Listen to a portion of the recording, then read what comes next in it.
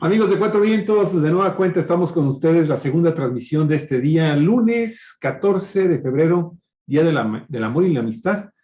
Aquí desde la ciudad de Ensenada, 2022, muchísimas gracias, en Baja California, México. Cuando son las 11 de la mañana con 40 minutos, la más cordial de las bienvenidas a nuestra segunda transmisión en vivo que estamos realizando aquí en la parte septentrional de la República. Fíjense, estamos ubicados a 100 kilómetros al sur de la frontera México-Estados Unidos, con Canadá, con Estados Unidos, aquí en la frontera con Tijuana. Muchísimas gracias por estar de nueva cuenta en nuestra comunidad de Cuatro Vientos. Hoy, pues de nueva cuenta, retomamos nuestras pláticas con el cronista oficial de Ensenada, oceanólogo, ex investigador del Instituto de Oceanografía de la Secretaría de Marina, rescatista del idioma quiligua, este idioma yumano, esta vertiente del idioma yumano que está en pleno proceso de extinción. Bueno, Arnulfo Estrada Ramírez, nuestro queridísimo amigo y cronista oficial, pues es de los pocos que en México se han dedicado a rescatar este idioma. Y pues está con nosotros como colaborador y amigo de Cuatro Vientos desde hace muchos años. Arnulfo, un abrazote, qué gusto saludarte y qué bonito bambú tienes ahí atrás. Sí. Muchas gracias y felicidades también por este día de la amistad. Ustedes son buenos amigos y conocidos desde hace muchos años.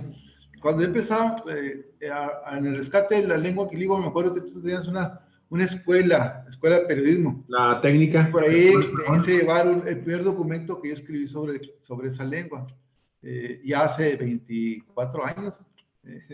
No hablemos de años, mi estimado, porque vean nada más cómo hemos cambiado. O sea, ¿tú estuviste en la escuela?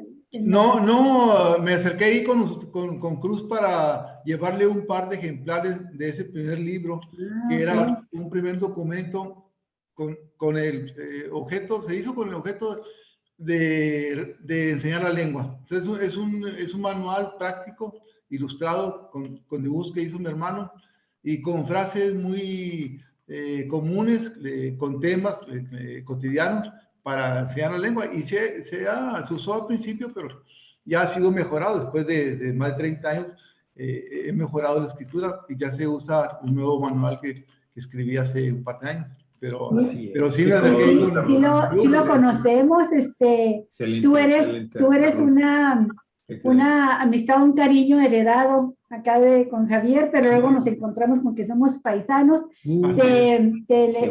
Leí tu libro y quiero que sepas que con todas mis amistades de Chihuahua te presumo mucho. Siempre te estoy presumiendo. Hay que hacerle publicidad porque de eso se trata. Claro. Y que yo te presumo a ti, no nomás tu obra, a ti. Sí. Bueno, pues, queridísimo Arnulfo, el tema de los humedales, que es un tema importante para la Baja California, que es un tema que nos hace sentir nostalgia por lo que fue y por lo que hemos perdido, y que cuando precisamente yo llegué aquí a Ensenada, me llamaba tantísimo la atención que escuchaba parte de la sociedad defendiendo lo que para mí no sabía la importancia que tenía de esto que le llamamos como la lagunita, ¿verdad? Y decía, bueno, pues ¿de qué se trata? ¿De qué se trata? ¿No? Lo escuchaba en la radio, leía las notas, y luego alguna vez pasamos, pero por la carretera, por la vialidad, y vi de lejos y dije, ay, ni que fuera la gran cosa, ¿no? Hasta que ya después tuve la oportunidad de que Javier me llevara exactamente al lugar y me di cuenta de la enorme importancia de la lagunita en el aspecto ecológico, no solo paisajístico, lo que significa por las aves, lo que significan los humedales, pues para la biología en general y con biología, pues para la vida nuestra también como seres humanos. Y ya tuve oportunidad de ir conociendo otros humedales preciosos, enormes, maravillosos, como los que existen en San Quintín, la que yo creo que pues, son de los humedales grandes, bonitos que hay en la República, y más todavía por tratarse de zonas, como dijo Javier, del septentrional sea la parte norte del país, que se caracteriza por ser zonas semidesérticas, incluso con áreas muy desérticas. Así es que vamos a hablar de la importancia de los humedales en nuestro terruño. Adelante, Arnulfo. Y ya tenemos pendiente este tema de los humedales, porque apenas hace días pasados se conmemoró el Día Internacional de los Humedales, que fue el 2 de febrero. El 2 de febrero, y me acuerdo que habíamos platicado para esta ponencia esta práctica que fuera alrededor de esos días.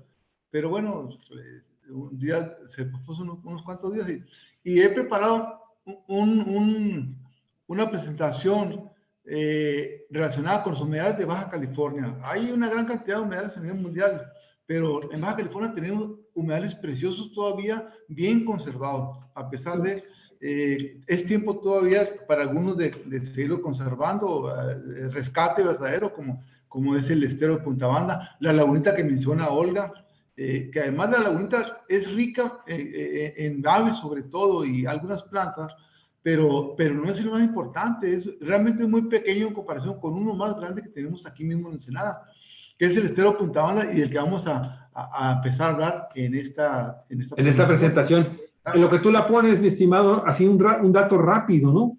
El Día Internacional de los Humedales se decreta el día 2 de febrero del año 1971 Así es. Por la Convención relativa a los humedales de importancia internacional. El caso de Punta Banda, que es el tema que vas a tratar el día de hoy, pues es especialmente categorizada como hábitat de aves acuáticas, también como sitio Ramsar, que se deriva precisamente de las iniciales de esta convención relativa de los humedales de importancia internacional, de los cuales México tiene una cantidad impresionante en la lista de Ramsar, una cantidad muy relevante de humedales, mi estimado Arnulfo, pero hoy... Creo que es el segundo lugar a nivel mundial que tiene más sitios de humedales. Y claro, se entiende porque México es un país megadiverso que prácticamente tiene todos los climas del mundo. Entonces, eso, por supuesto, incluye a los humedales como ecosistema de esta gran diversidad que tenemos. Y bueno, Baja California, a pesar de que es un clima seco, semiseco, semidesértico, hay una buena cantidad de humedales con biodiversidad única. Entonces, yo voy a tratar en este caso algunos humedales Ramsar, que fueron protegidos por este organismo internacional que bien mencionas, cumple este año 51 años de haberse fundado.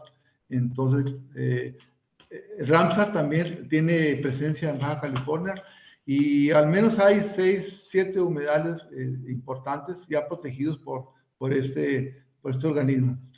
Claro, hay muchos más humedales pequeños que vamos a tratar muy brevemente en este caso, pero voy a enfocarme a los humedales Ramsar específicamente. Perfecto. Entonces, además, pues es donde yo tengo un poco de experiencia. Yo, mi campo profesional por más de 30 años fue alrededor de humedales, precisamente, en la parte marina sobre todo. Entonces, conozco los que voy a tratar, sí los conozco más o menos. Algunos de ellos traté por más de 25 años, como es el caso del estero Punta Banda. Bueno, lo conocí hace 45 años, pero le estuve dando seguimiento por 25 años en el área del mar, en el área de sonografía. Entonces, voy a compartir con ustedes este breve semblanza de estos humedales. Para ello preparé una ponencia en PowerPoint. Así es, un famoso PDF que ahorita vamos a verlo, mi estimado Arnulfo. Tú nos dices, ahí está, ya lo vemos. Ahí está el humedal, no sé si hay que agrandarlo. A ver. Se ve bien, mi estimado, si quieres hacerlo más grande, puedes hacerlo, y si no, pues adelante, ahí se ve bien. Si no, de todos modos se ve muy bien. A ver, ahí se puede. Ok. Ahí está. Bueno, ahí está este humedal. Este tema es humedales de Baja California y va a hacer un recuento así breve sobre los humedales que tenemos aquí en la región. Ese mapa muestra los 7 humedales que han sido protegidos por la Convención Ramsar. Entre ellos tenemos al humedal del Golfo. Tenemos 3 humedales en la parte marina. Una es los humedales de Delta Río Colorado, aquí en la parte superior, con el número 1. Perdón. ¿Puedes hacerle clic ahí sobre tu fotografía? Sí, aquí está. Este humedal, el número 2, corresponde a los humedales que tiene la parte de San Francisquito, le llaman, a esta parte, la parte costera, A ver, Asamblea San Francisquito. A ver, permíteme un segundito, Arnulfo. Mira, Sí. tienes que bajar la imagen porque nos quedamos fijos en las humedales en tu presentación. Por favor, en el lado izquierdo, Sí. de este lado de la izquierda, ahí tenemos la segunda imagen. Si fueras tan amable. A ver, déjame ver si yo lo puedo manipular. No, tienes que manipularlo tú. Aquí, no sé si alcances a ver en el lado izquierdo donde están tus diapositivas. Sí. Necesitamos que hagas clic en el número 2. Ahí. ¿Aquí? Acá arriba. Es que cuando dijiste que que habías abierto toda la pantalla, la abriste nada más en tu computadora, sí, porque en la nuestra sigue estando todavía las imágenes del lado izquierdo. Yo creo que conviene que regreses a como estabas antes y la dejes así y ahí le vayas dando clic a la siguiente. Entonces me voy a regresar, va a ser más fácil, ¿verdad? Sí, necesitamos que le pongas donde está la foto 2, donde está el mapa. Es que sí se le apretó. ¿Sí? ¿Dónde está el mapa? Ahí, ahora sí. Ahí está. Ahora sí se aprecia. Ahí sí, se aprecia bien por aquel lado. Sí, ahora sí lo estamos viendo. Sí, tenemos ahí en la parte del Golfo, o sea, de la parte marina, hay 3 humedales. En la parte norte extrema, aquí donde está esta manita, está el Delta Río Colorado. En la parte de aquí del número 2, San Francisquito.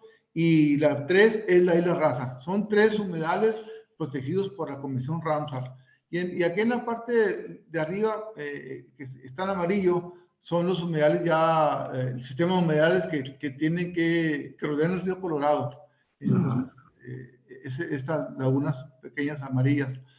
Y hay aquí en la parte interior de la península, en el número 7 aquí, está un humedal dentro de la tierra, que es la laguna de Hanson. La laguna Hanson. Ya viendo la parte extrema del Pacífico, del oeste, tenemos en el número 4 el humedal de Punta Banda, estero Punta Banda, y en la parte sur, San Quintín, el humedal de la bahía San Quintín. Ahí está con el número 6. Estos son los 3 humedales, los 3 humedales de esta parte más importantes. 7 humedales. Y bueno, los humedales tienen una importancia para la vida enorme. Son sitios, sobre todo biodiversos, donde son zonas consideradas como las más ricas del planeta por la cantidad de diversidad que contienen. Entonces, pues son también sitios de recreación muy importantes. Actúan también como protectores de la costa, purifican el agua contaminada. Y tienen una gran cantidad de beneficios para la humanidad. Vamos a pasar al siguiente. ¿Qué es un humedal? Bueno, un humedal, pues así a grandes rasgos, es una zona de transición entre sistemas acuáticos y terrestres que están temporal o permanentemente inundadas. En el caso de humedales marinos, la profundidad máxima es de 6 metros. Bueno, los humedales que vamos ahora a tratar, Ramsar,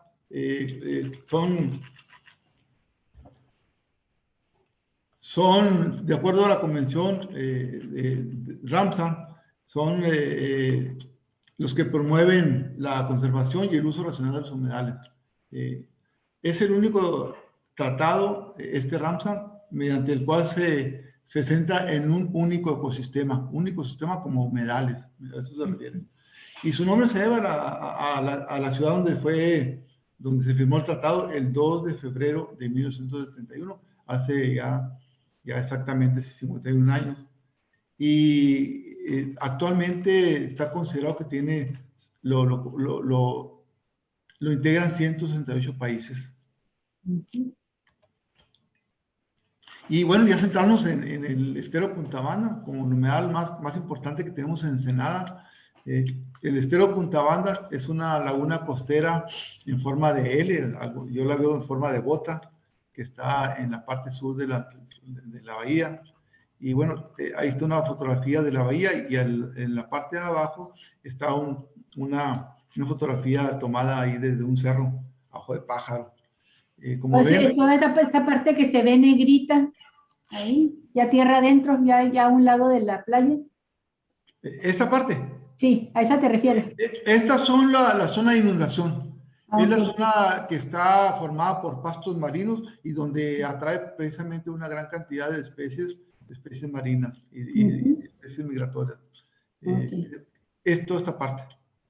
Sí. Y si ven en la fotografía de abajo, se aprecia la parte que se rellenó, que estuvo a punto de perderse por una compañía que iba a hacer plataformas petroleras. Esta parte se aprecia. Esta laguna, que es una laguna ahí encerrada, pero estuvo a punto de ser comunicada con la bahía y hubiera sido un desastre ecológico enorme de haber sido así, pero afortunadamente ese proyecto se abandonó en 1986 y quedó esta parte ya pues, dañada en parte del estero. Afortunadamente pues no dañó una gran cantidad porque no se logró comunicarse con la bahía, pero estuvo a 10 metros de comunicarse con la bahía. Era una pequeña barra nada más que se iba a tumbar para comunicarla con esta parte del estero. Ese es un desastre. ¿Cómo fue que se logró detener ese desastre que se evitó? Se evitó esa obra. Se dice que se detuvo gracias a que hubo entonces una depreciación del petróleo y no convenía a las compañías hacerlo de esa manera, entonces abandonaron el proyecto. Pero el daño se hizo en esta parte, se dañó una parte importante de marismas y la parte del estero, esta parte de lo que sería la punta del tacón de la bota. Esa parte se dañó parcialmente, pero afortunadamente se logró parar y ahí está.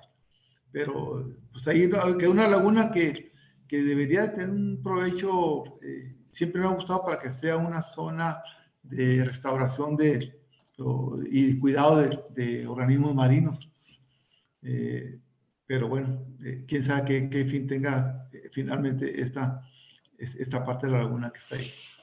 Se ha ido ganando terreno en el mar, hay alrededor construcciones, parece que ahí se han posicionado algunos privados de terrenos y no sé qué tenga a futuro ese efecto sobre esa zona, pero hay una zona muy importante aquí de marisma, de plantas de marisma. Oye, biólogo, ¿qué es lo que hay ahí? Mande. ¿Qué vida hay ahí? ¿Qué vida hay en el estero Punta Banda? Sí. Pues aquí les doy un listado más o menos de la vida que hay.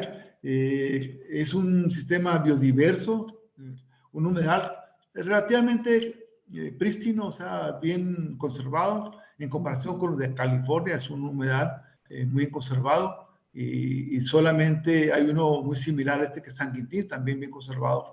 Pero son los únicos dos humedales con esas características que tenemos en Baja California y en México, con características muy propias de humedales similares a los que hubo en California a tiempo atrás, que todavía se conservan algunos, pero que muchos de ellos se destruyeron. Es un humedal que se protegió por Ramsar desde el 2 de febrero del 2006. Tiene protegidas 2.393 hectáreas. Contiene más de 150 especies de aves. Caray. Digo más porque son las que hemos identificado hasta ahorita, alrededor de 150, pero seguramente eso puede ir aumentando. Más de 50 especies de peces.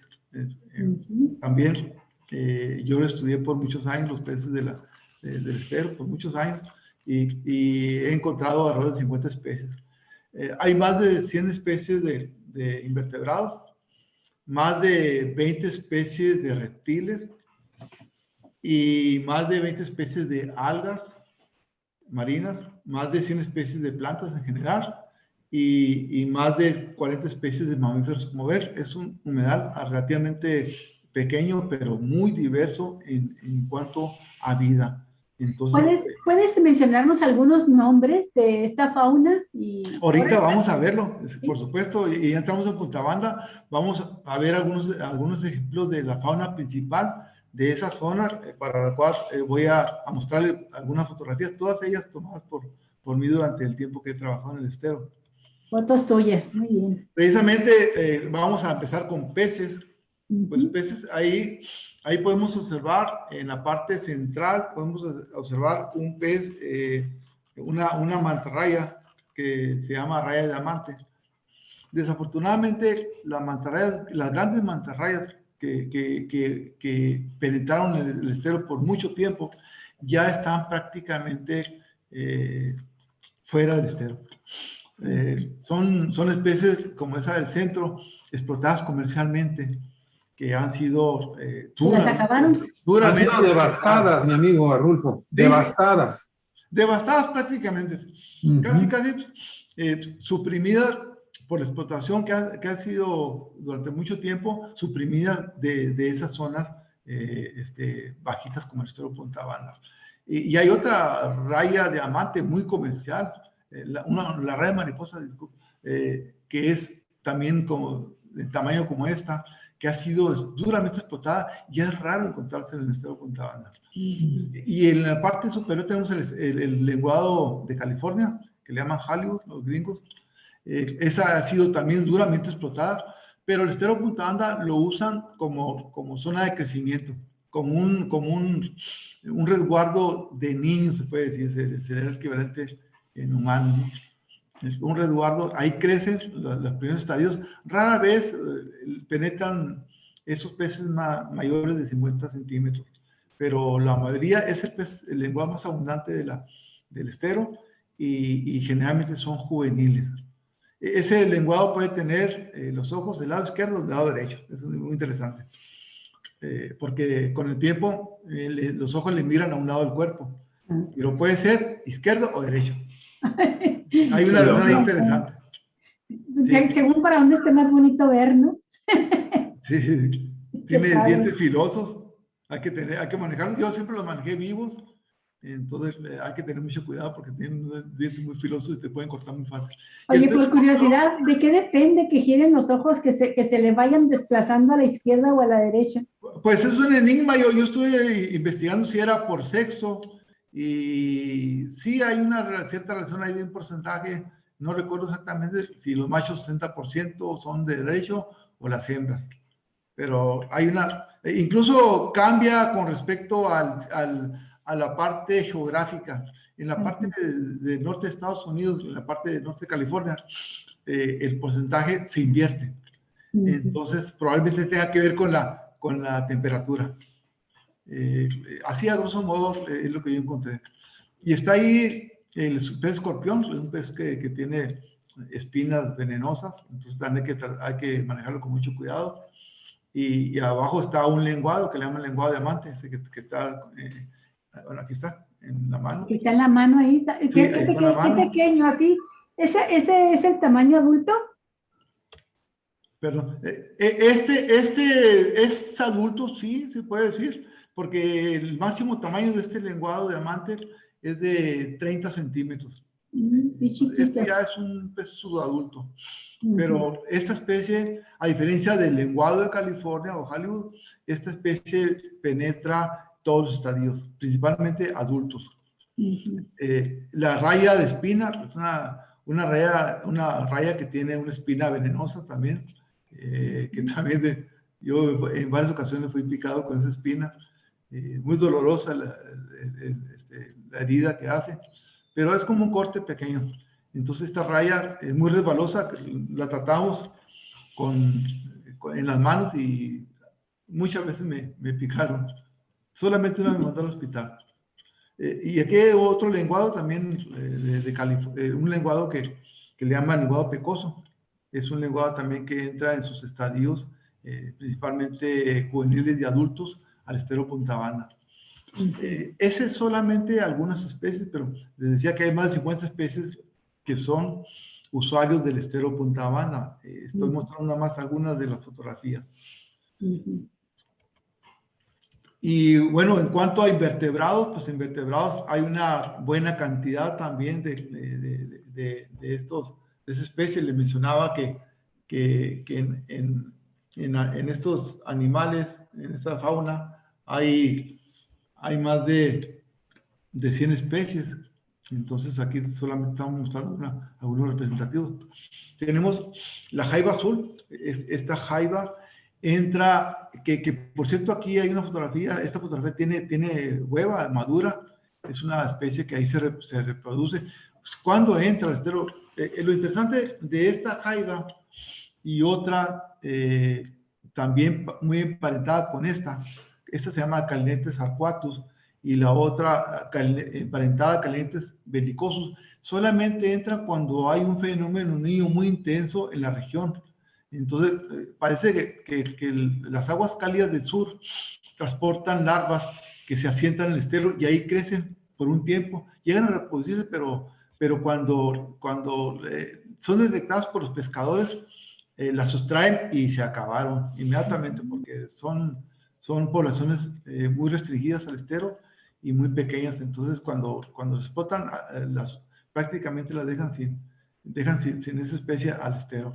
Esta y la otra similar entran en fenómenos niños, así los tengo yo como bioindicadores de fenómenos niños intensos en la región.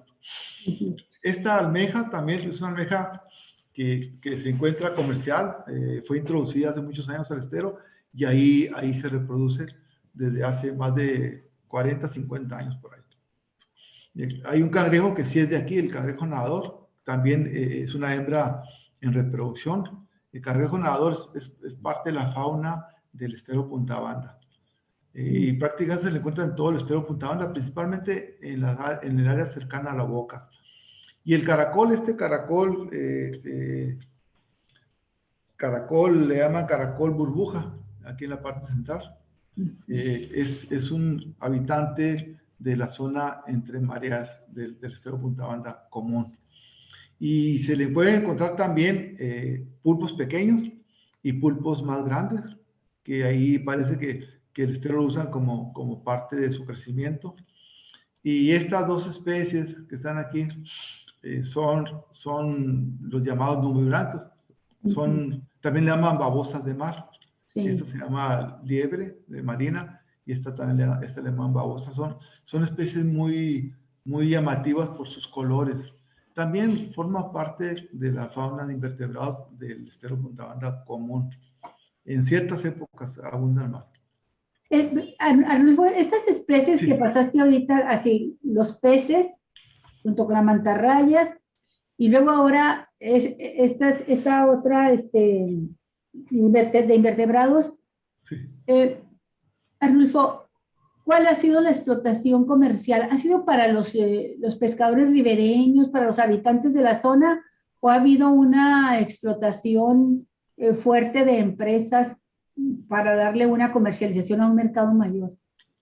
No, el estero Punta Banda no soporta una pesquería comercialmente hablando, pero a pequeña escala se puede afectar fácilmente por la cantidad, pues el estero es relativamente un humedal pequeño. Sí. Y no soporta grandes cantidades, sobre todo de jaiba. La jaiba, yo sé que se sustrajo cuando el fenómeno muy intenso, aquel del 82, creció una población de jaiba, la belicosa, Calinetes bellicosus. Esa creció, pero se reprodujo de manera importante en el humedal, pero alguien se dio cuenta que era una jaiba comercial y se la acabaron en unos cuantos meses. Entonces, pero fuera de eso, no hay, pues el pulpo se explota, pero el estero no es una zona importante para explotar. El lenguado de California, que vimos hace rato, pues sí se explota, pero se explotan ya especímenes más grandes y fuera del estero, en zonas más abiertas. Es una especie muy distribuida en la parte de California y Baja California. Entonces, el estero no constituye un lugar importante para explotar esas especies. Ok. Bueno, y no se diga las plantas, pues las plantas de marisma, como como el salicornia, que últimamente es la que está en la parte media, se está utilizando para ensaladas. Ay, qué rico. Esta especie. ¿Cómo se llama? Salicornia. Salicornia es una planta muy adaptada a la zona salina de entre mareas. Y hay otra planta que ya está en la parte de la barra arenosa, que es la verbena. Esta planta es nativa de las partes de las barras arenosas y su función principal es estabilizar la zona arenosa de viento, de marejadas, de condiciones fuertes del viento y tormentas. Y esta especie también sirve de refugio para muchas aves. Aquí algunas anidan, como chorlito nevado, y ahorita vamos a ver otra especie que también se reproduce en el Cerro Punta Banda. Bueno, aquí está esta foto de hace 45 años, cuando empecé a trabajar en el estero, en la zona de marisma. En la zona de inundación hay ciertas plantas que se dan entre esa zona, y la parte extrema ya de inundación, estas plantas son características, las que están en esta parte de la fotografía. Entre esas fotografías que tomaste hace 45 años Sí. y lo que puedes ver ahora ahí, ¿hay cambios drásticos? Te lo pregunto porque dices que todavía conserva características así muy pristinas. Sí hay cambios, definitivamente. Esta zona, aquí es donde estoy en esta fotografía, ha sido más rellena, entonces el pasto no alcanza la altura que tenían en aquel tiempo, entonces nota que ha sido, ha aumentado el nivel de sedimento, entonces sí ha sido afectada en cierta manera. Pero también alrededor de estas zonas ya hay construcciones y eso también impacta a esta humedad. Pero afortunadamente se conserva en buenas condiciones en general, porque ha sido también un sitio de interés para ciertas personas y ciertos grupos ecologistas, ambientalistas, que han ayudado mucho a conservar este lugar, como el mismo forestero que tiene más de 30 años trabajando en esta zona. ¿Tienes algún conocimiento de los primeros o los antiguos pobladores? Si estas zonas eran fuentes de alimentación para ellos. Sí, es algo importante que bueno que lo mencionas, porque todos los esteros y las zonas húmedas fueron fuentes de alimentos para las comunidades nativas. De hecho, el estero Punta Banda tiene un conchero relativamente importante en la parte norte, en la parte sur de la cabeza del estero. Ahí se encuentra un conchero, que creo que importante, donde los concheros son restos de fauna que utilizaron en la alimentación los grupos nativos. Entonces, son como especie de basureros. Y sí, es una zona importante donde los nativos usaron para alimentarse, para protegerse y sobre todo, pues había plantas medicinales que también proveen estos lugares. La lagunita misma, también una zona donde hay plantas que usaban para construcción de sus embarcaciones, para sus casas, y sobre todo tienen también plantas de uso medicinal. Sí, son sitios muy usados por las comunidades antiguas de Baja California. Es que se ven especies bien ricas las que hay ahí. Las ponía las fotos y yo ya me las imaginaba en el plato. Sí, sí, definitivamente. A ver, vamos a pasar a la siguiente.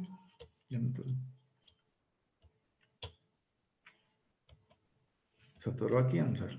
¿Por qué se atoró? Ahí está. ¿Tienes que bajarlo? Ahí está. Ahí está. Es que se había señalado ahí y se atoró. Bueno, les mencionaba que el estero también es una zona donde se reproducen ciertas aves como la mojita. Ahí anidan en las zonas altas de las mareas. Hay plantas que ellos construyen su nido, un nido muy sencillo y están, si no los ves, hasta los puedes pisar porque son a flor de tierra esos nidos construidos. Sí. Está sobre una planta que se llama batis.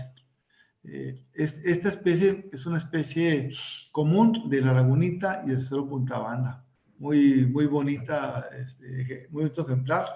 Y como ven, aquí tienen 4 huevos en sus nidos. Se reproduce en esas zonas. Y hay otra que a mí me gusta mucho, yo le amo ese rascón picudo, Rallus longirostris levipes, pero yo le llamo gallinita de la marisma, porque haz de cuenta que la ves tú, es una especie muy tímida, casi, de hecho, casi no vuela, y casi cuando vas a pisar es cuando te das cuenta que está ahí.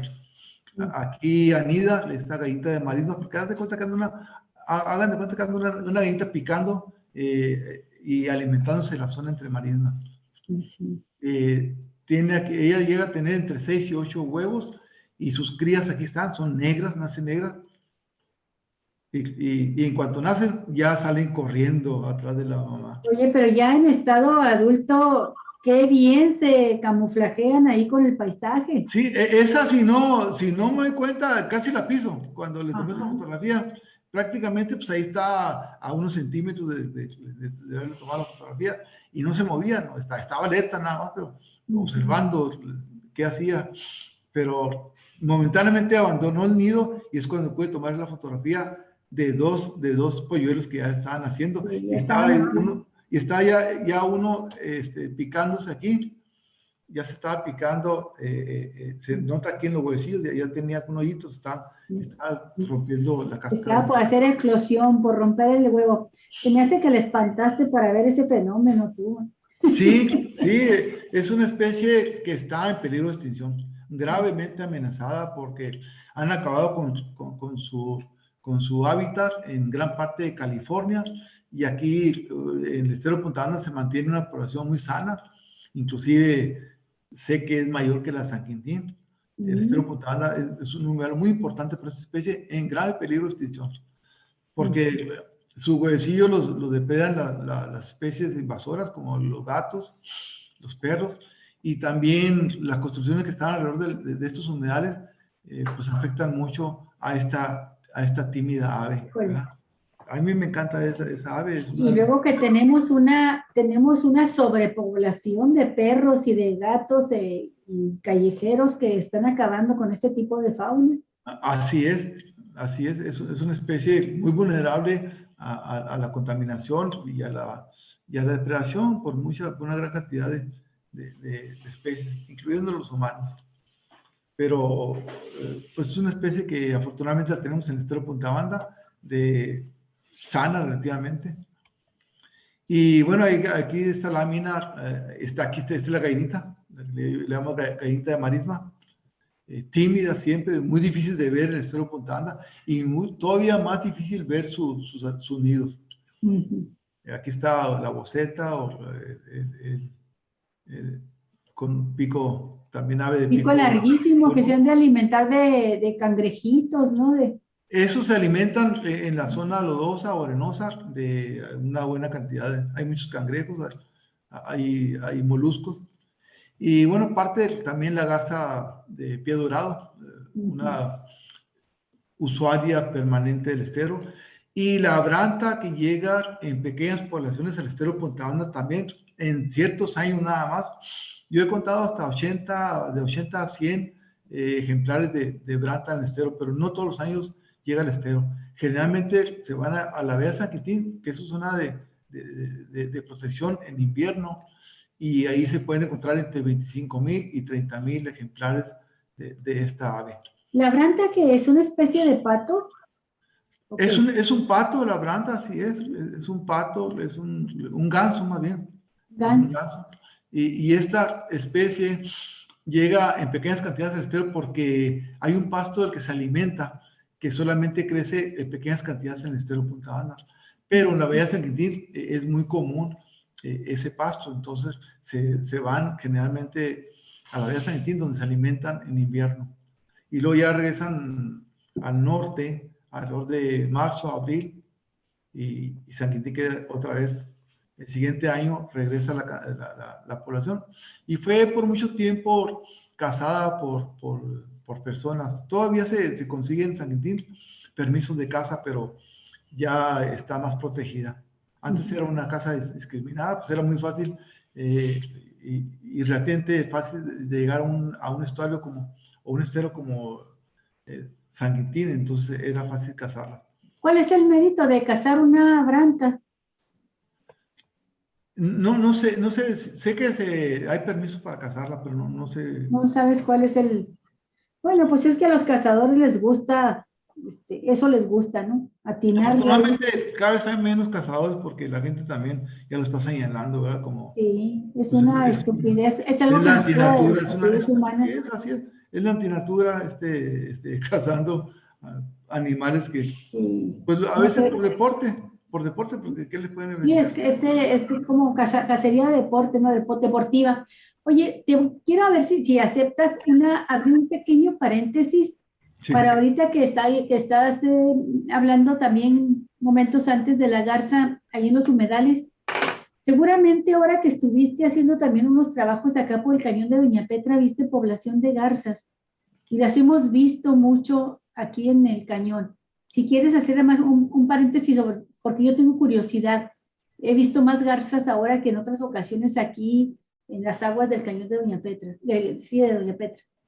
Sí, yo he visto también algunas variedades de patos en el cañón de la Perla. Es otro de los humedales que voy a platicar un poquito después, Okay. al final de la plática. Sí, el cañón de la Petra es un humedal importante, pero aún más todavía cuando llega al mar. Voy a mostrar algunas fotografías de la zona de humedal que está alrededor del bulevar costero. Ahí es una parte importante para ciertas especies y es también una oportunidad para observar algunas especies de aves en ese humedal. Bueno, me espero que no me ganen la desesperación. Espera. Siga, adelante, Arnulfo, disculpa. Sí, sí, claro que sí. Cuantas veces quieren interrumpir, con mucho gusto. Y alguna pregunta o alguna duda, con mucho gusto. Bueno, el estero Punta Banda también alberga a una población de focas que se reproducen ahí. Esa población cambia durante el tiempo a lo largo del año, pero lo más que yo he encontrado ahí son alrededor de 90 focas. Foca de puertos también. Es una población permanente del estero Punta Banda que está cercana a la boca que comunica con el mar, a la boca del estero. Entonces, son focas que ahí descansan y también se alimentan. Las mareas, cuando suben y bajan, entran peces y salen del estero, entonces cuando ellos aprovechan para alimentarse. Pero lo más importante es que se reproducen allí. Aquí está una foca que acaba de tener su bebé. Ahí se ve. Cuando tienen su bebé, se aíslan alrededor de 500 metros o 300 metros del resto de la población y van y tienen a su bebé. Aquí se ve una foca. Apenas acaba de tener su bebé y luego la amamantan. Entonces, es una zona muy importante para esta población. La única población permanente que está en el estero Punta Banda. Sobre las focas, Arnulfo, sobre las focas. Obviamente estas fotografías que tú tomaste, no sé de qué año serán, pero la pregunta que te quiero hacer, estas focas pertenecen a la colonia que se encuentra en Punta Banda, esta colonia en lo que es Punta Banda y las Islas Todos Santos, que son las que también pueden estar de alguna forma vinculadas con las que están dentro de la dársena de maniobras del puerto de Ensenada, y que a veces las vemos también aquí mismo, en lo que tú estás mostrando en este momento, en esta zona del estero Punta Banda, que ese es el lado, obviamente están por el lado del Pacífico, hay una pequeña lengüeta arenosa, que divide el estero con el Océano Pacífico, con la bahía de Todos Santos, que es la bahía de Ensenada, y que también de repente se mueve más hacia el sur, que incluso llegan a estar por allá por la zona de Puertecitos. ¿Cómo se llama este lugar? Que está más adelante al sur, más abajo al sur, de donde está la Bufadora. ¿Es la misma colonia? Sí, esa foca se mueve en toda la bahía. Por eso, por eso varía la población a lo largo del año en el estero. Hay cierta época del año que hay pocos en el estero, pero se van a otra parte de la bahía donde seguramente se alimentan. Se mueven en las Islas Todos Santos y la especie que está en la rada portuaria es el lobo marino, que es ese que está aquí en el centro. Ah, ok. Sí, no son focas. La foca no tiene las aletas tan desarrolladas como el lobo marino, ¿sí? no tiene orejas como el lobo marino, y este se desplaza y se levanta su cuello y puede trepar fácilmente rocas, no así la foca. La foca tiene aletas muy cortas, entonces generalmente está en zonas arenosas y se encuentra en el estero Punta Banda en la parte interna de la barra del estero. Ok. Ya cercana al mar. Ajá. ¿Y cuál de las dos poblaciones es más numerosa, la foca o el lobo marino? Mucho más el lobo marino. Ok. El lobo marino, en las Islas Todos Santos hay poblaciones de varios miles, no ¿Miles? así de focas. Aunque hay uno muy emparentado con la foca, que es el elefante marino, que también es una variedad de foca, es mucho más grande. Por mucho tiempo se creyó casi extinto, pero se ha ido recuperando poco a poco. Y esta era una zona donde no había en forma natural, pero por muchos años, como casi se la acaban, solamente quedó una porción pequeña al sur de las islas, al sur de la península, en la isla Guadalupe y la isla de Cedros. Entonces se ha ido recuperando poco a poco y ya se le puede ver al elefante marino aquí en las Islas Todos Santos. Cada vez más especies. Desde hace pocos años, ¿eh? Yo apenas lo detecté en 1993 para acá, pero antes no había. Perfecto. La foca esta sí, pero el elefante marino. Arnulfo, ¿sí? ¿has sabido tú de lobos marinos que los maten los pescadores para... Sí, un tiempo sí, cuando estuve en la Marina, parte de mi trabajo era la atención de avaramiento de animales marinos y de desenmayamiento de especies que tenían problemas con alguna malla atorada en su cuello. En un tiempo lo atendí algunos años y encontraba en cierto tiempo cuando interactuaban mucho los lobos marinos con la pesca de anchoveta y sardina en la bahía. Estos les ganaban, entraban a las redes, cuando estaban llenas de pescado, entraban y les ganaban el pescado, entonces los mataban. Muchas veces los encontré con heridas de bala y algunos con heridas de garrotes. Pero varias de las especies que ya me tocó atender ya muertas fueron seguramente muertas por los pescadores. Esto es muy importante que lo estás mencionando porque, fíjate, te voy a preguntar si eso estaba relacionando también la extinción o la desaparición en la zona de la bahía de Todos Santos, también del elefante marino, con la caída drástica que tuvo la captura de las anchovetas y las sardinas en la región, a raíz de la operación también desmedida de esta pesquera Zapata, de la cual fue gerente durante muchos años, el que luego fue el primer gobernador del PAN en el país, Ernesto Rufo Apel. Así es, era gerente entonces de ahí. Ajá, pero sí, o sea, ahora que ya se están recuperando los bancos de sardina y anchoveta en esta región, también se vincula con el arribo de nueva cuenta en los últimos años, dices tú, hace recientemente del elefante marino en Bahía de Todos Santos. Tiene que ver con el aumento de la población natural. Por eso está regresando a sus lugares naturales. Y parte de sus lugares naturales es precisamente las islas de la Bahía de Todos Santos. Y sí, el pescador es un gran competidor con estas especies porque se alimentan de sardina y de anchoveta principalmente y macarela. Entonces, al ser sobreexplotadas estas poblaciones, como tú mencionas, en un tiempo la pesca Zapata depredó enormemente. Sí, terrible. Al banco de sardina enormemente, fue un daño enorme. Y sí, muchas veces encontramos nosotros a estas especies flacas. El lobo marino que está ahí en la parte central abajo, que estaba en la parte interior del estero, es raro verlos en el estero, sí entran. Al igual que las ballenas grises entran de vez en cuando. Pero ese lobo estaba muy flaco. Ahí Sí, se le ven es lo que te iba a decir, que lo estaba, que se me hacía muy flaquito. Sí, es un lobo joven, es una hembra joven, pero parece que estaba desnutrida. Sí. Por cierto, tenía una marca ahí en una de las aletas. Seguramente esta fue marcada en California. Ok. Muy bien. Pero sí, somos grandes competidores con estas especies, por eso cada vez se acercan más a las zonas donde interactuamos los humanos y les dan comida, porque les hace falta comida definitivamente. Bueno, y pasamos al otro humedal importante de Baja California, que es la Bahía de San Quintín. Un humedal, al igual que el estero Putanda, muy importante y con características ecológicas muy similares.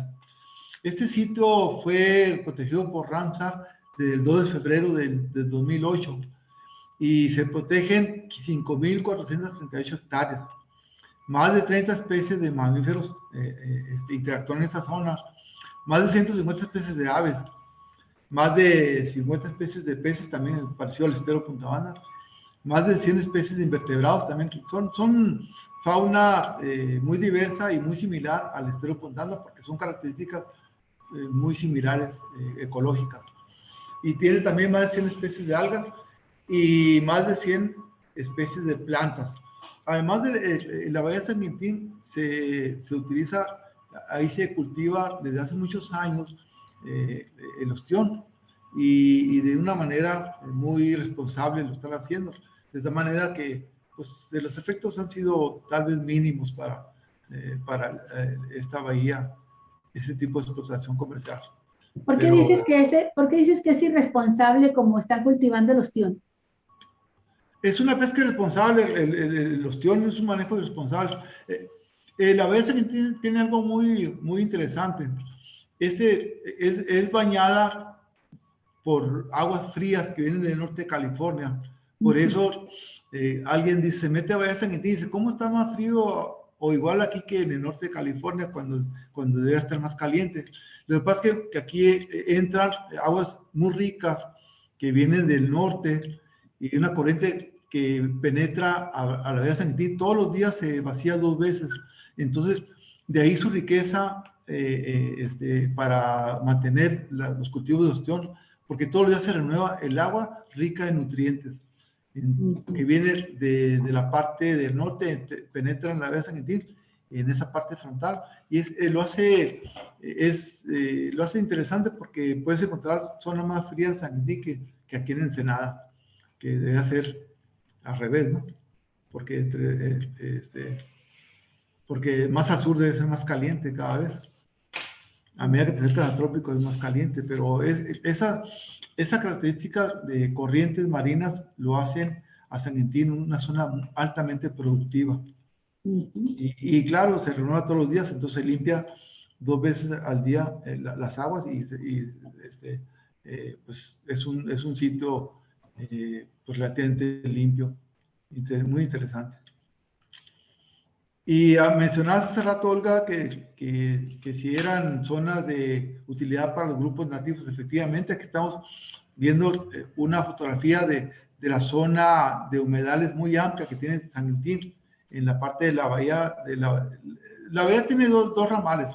Una se llama Bahía Falsa y la otra Bahía San Quintín. Sí. Esta sería la parte de Bahía Falsa, en la parte norte.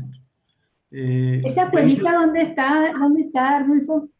Esa cueva está en la parte extrema de la primer ramal, entrando del mar, luego a la izquierda, hay un ramal donde hay un campo pesquero en el extremo norte de la bahía y están los volcanes ahí se miran los volcanes.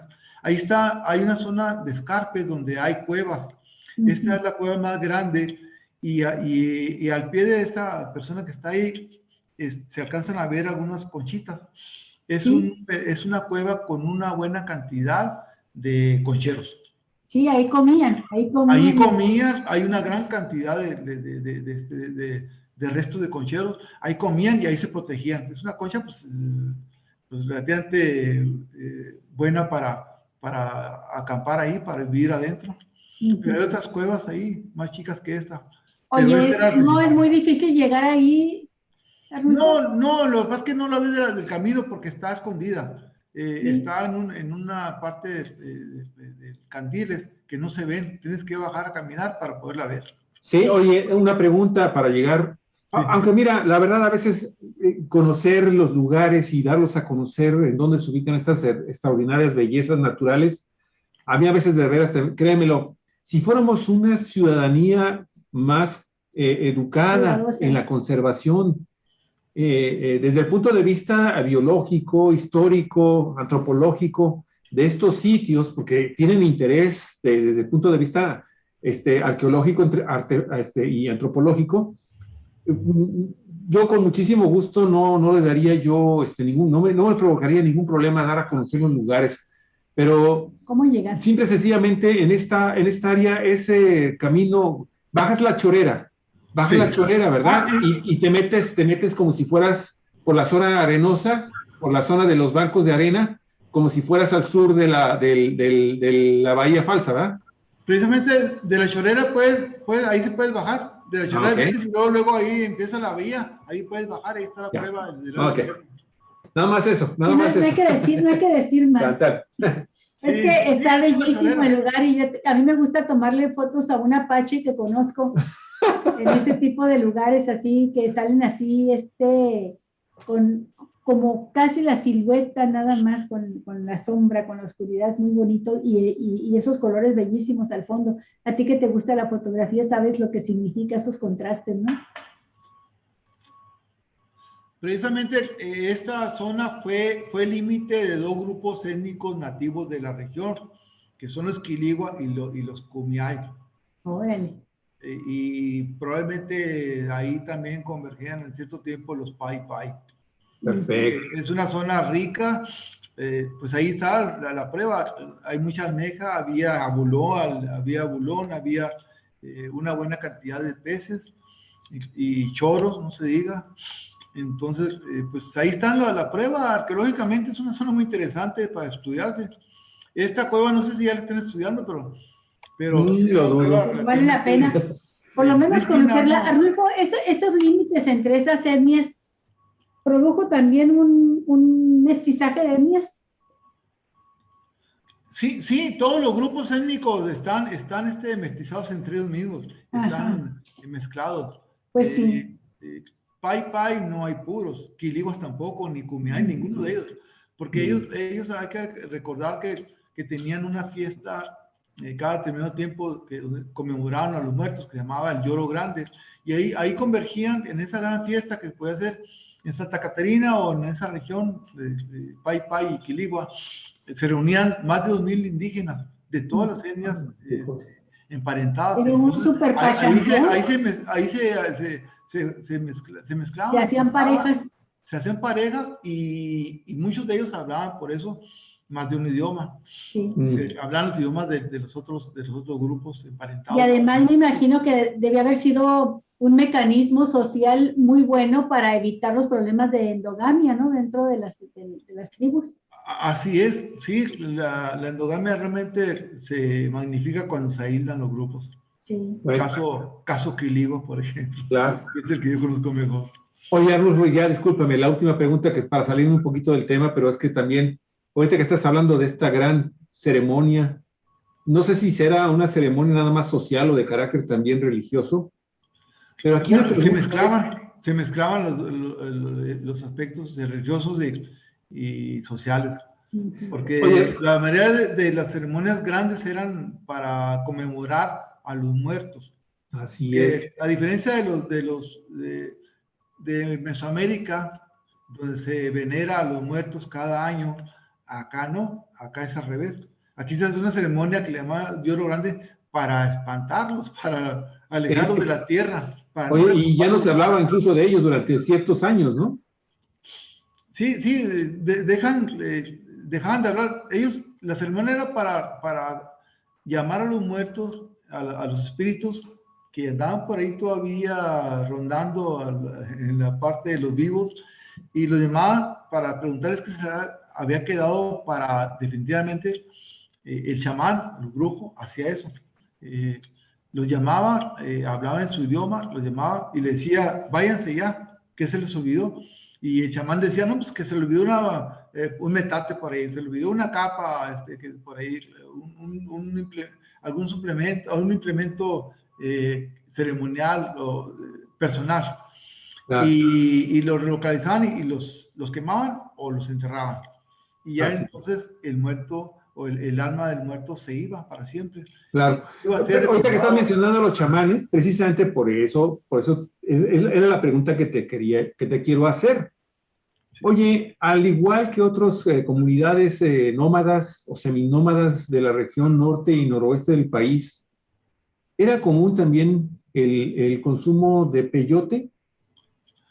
Peyotes allá, no, ellos otros grupos indígenas allá de De Jalisco, Sonora. los huicholes, Acá dicen que se manejan hongos, sí, huicholes, y en el sur, pues de los hongos allá por Oaxaca. pero los humanos Acá no consumían. el equivalente es tabaco coyote. Y ¿Cómo? tabaco coyote y la otra planta tóxica ¿Que usaban?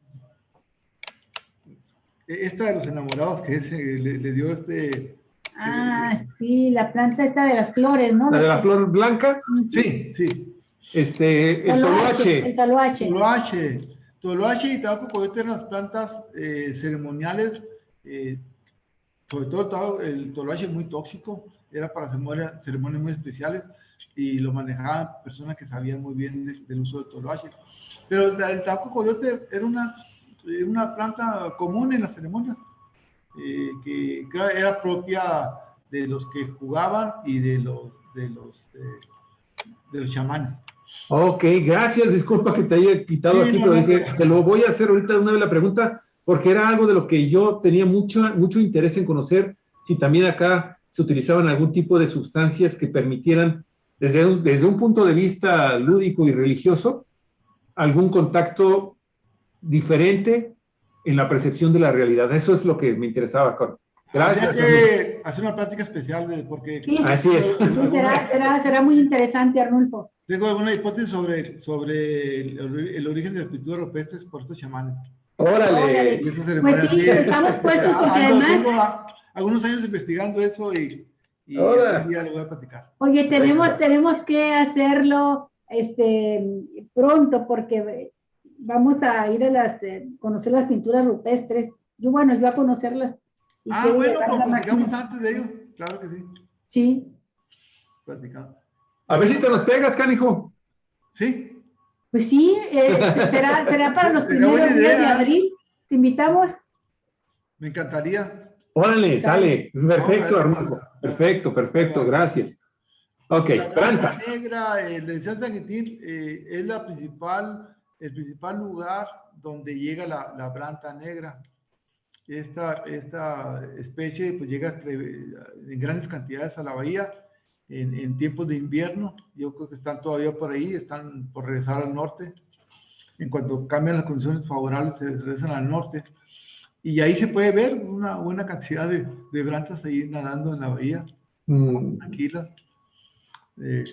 Muy característica y es la principal especie migratoria en número y muy propia de la bahía San Quintín.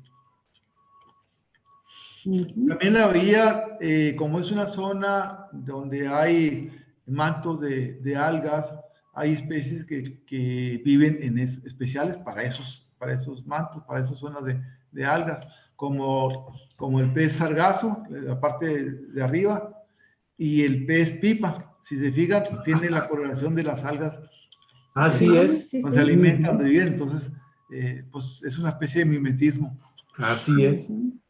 Parecen plantas donde viven y además por su color se mimetizan muy fácil. son especies comunes de la zona de pastos marinos de San Quintín, justamente donde de las plantas donde se alimentan las plantas. Aquí están estas especies también. Híjole, Rulfo, ahí está otro súper tema, los bosques de sargazo. El bosque, sí, San Quintín es un lugar especial para eso. Hijo. Y por eso Otro súper tema ahí pendiente. Y aquí pequeños bosques de sargazo en San Quintín, en el estero Punta Banda, que no siempre hay. Hay temporadas donde se presenta más que otras. Por eso llegan las brantas en pequeños números también al estero Punta Banda. Y la bahía San Quintín también es una zona donde ocasionalmente entra la ballena gris. Ahí se ve una ballena gris parada sobre el fondo del mar y checando que para orientarse salen y giran la cabeza y miran y siguen nadando. Esa es lo que está haciendo esa ballena gris. ¡Qué cosa! La bahía San Quintín. Qué padre. La rata canguro. ¿Mande? La rata canguro también. La rata canguro que se creía extinta, dicen que la encontraron en 2018. No, yo la había encontrado varios años atrás. Así es. Sí, pero tú sabes que a veces tienen que justificar las organizaciones no, para seguir recibiendo subsidio. Para recibir subsidios. Esta rata la encontré varios años antes. Esta es de 2006. Claro, claro. Ahí andaba como si nada en la zona ahí de zona terrestre. Le tomé varias fotografías. Y aquí se aprecia pues parte de las plantas de María. El humedal. La cueva de donde tomé la fotografía que vimos atrás. Esta es la cueva, yo le llamo la cueva boca tiburón porque parece una boca tiburón desde adentro. Y ahí tiene dentro de los humedales, hay esas formaciones. Interesantes formaciones volcánicas, estas de roca volcánica, están entre las marinas, en la zona entre mareas, y pues está invadida por plantas. Una zona muy rica, San Quintín, definitivamente. Preciosa. Oye, dieron ganas de ir a pasear por ahí. Esa fotografía, yo tengo una que se parece mucho. Uy, la tomé también por allá en San Quintín. Águila pescadora, también habitante y se reproduce en la zona. Sí, ahí preciosa. Posando al frente de un volcán. Sí. Oye, Rulfo, ¿cuál es la zona en donde hay mayor cantidad de águila pescadora? Porque nosotros nos sorprendió la enorme cantidad de águila pescadora que hay en el puerto José María Morelos y Pavón, en Baja California Sur, ahí por Ciudad Constitución. ¿Tú sabes por dónde? Guerrero Negro, seguramente, alrededor de Guerrero Negro. Y en Guerrero Negro. Ajá. Sí, porque ahí también hay una cultura de protección de esta especie. La gente las cuida mucho, es como un icono del lugar, entonces la gente los protege bastante desde hace muchos años. Yo tomé una fotografía en 1980 y ya la gente los protegía a esa especie, les cuidaba los nidos, si les caía los volvían a poner. Así es. Entonces, fíjate que nosotros fuimos, creo que se llama Lázaro Cárdenas el lugar, que está ahí antes de Morelos y Pavón. Bueno, fuimos a ese pueblo y tenían en los postes de la luz, la gente había construido bases para que las águilas pusieran sus nidos y todo el pueblo era así, volteabas al cielo y era un cruzadero y casi ponían semáforo ya las águilas para cruzar de un lado a otro, ¿no? Porque eran muchas las águilas. Nos tocó ver ahí cómo pescan, cómo se turnan, cómo cuidan a sus polluelos, cómo los alimentan. Y en un segundo viaje que hicimos, caray, ya no existía nada de eso, ya los habían quitado de los postes y dijeron que la gente se dio cuenta que estaban ocasionando muchos problemas con el cableado. La Comisión Federal de Electricidad fue y los quitó. Pero fue así, de un viaje a otro, ¿no? En poco tiempo cambió por completo lo que se había convertido como en el paraíso para las águilas pescadoras, y ya después, bueno, ya no pudieron anidar ahí. Había una convivencia del pueblo, de la comunidad y las águilas. Sí, es una especie interesante que ha ido creciendo y ya se le puede ver aquí alrededor de Ensenada. Yo la empecé a ver hace varios años en el Sausal y ahí anida. y ha ido creciendo. La población ya se le puede ver con más frecuencia en esta zona. Nos ha tocado verla incluso aquí en Villahermosa, ¿eh? Sí, perdón. Sí, por acá pasando el Conalep, nos ha tocado ver por ahí águila pescadora. Donde puede ver seguramente ahí es en Sausal. Hay unas empresas ahí pesqueras ahí al lado izquierdo, enfrente de una empresa de lentes. Ahí anidan, ahí se ven varios postes con águila pescadora. Tal vez sea el lugar donde más águila pescadora, a mí yo conozco con más cantidad, anidando siempre. Y tienen a 2 polluelos, sí. Ocasionalmente 3, pero raro. Pero tienen entre 1 y 2 polluelos. Yo he visto de 3 también por ahí, en Sausal. Pero luego se deshacen de uno, ¿verdad? Los hermanitos. Sí. Bueno, ya volviendo con el sitio Ramsar, está la laguna de Hanso, que es la que está en la parte interna de este lugar, de la península. Es un sitio Ramsar desde el 2 de febrero del 2010 y se han protegido 510.986 hectáreas. Área de descanso y alimentación de numerosas especies de aves también con ciertos meses del año, porque también la laguna se seca. Y ahí se ven venados, pumas, coyotes y otros roedores, entre liebres, conejos sobre todo. Y es un lugar muy importante de esparcimiento, donde hay cabañas. No sé si tengas información, perdón, Arnulfo, no sé si tengas información de eso. En alguna ocasión nos pasaron literatura de esta organización Proesteros, sí, y señalaban que en esta laguna de Hanson habían encontrado científicos que se daban características similares a las condiciones prigenias para el origen de la vida. ¿Has escuchado sobre eso? Sí, pero esas zonas están en la parte de alrededor de Guerrero Negro, en la parte marina. Y hay zonas donde han encontrado especímenes muy antiguos que tienen que ver con el origen de la Tierra. Sí, es la zona alrededor de Guerrero Negro, por ahí. Laguna... Es la Laguna Manuela. No, hay una laguna que está en San Quintín. No se llama Laguna Manuela. No, el Ojo de Liebre. Ah, tú te refieres a la que está ahí por donde está el ejido Saraembla. Sí, esa laguna. Y ahorita me acuerdo de ese humedal. Ahorita me acuerdo.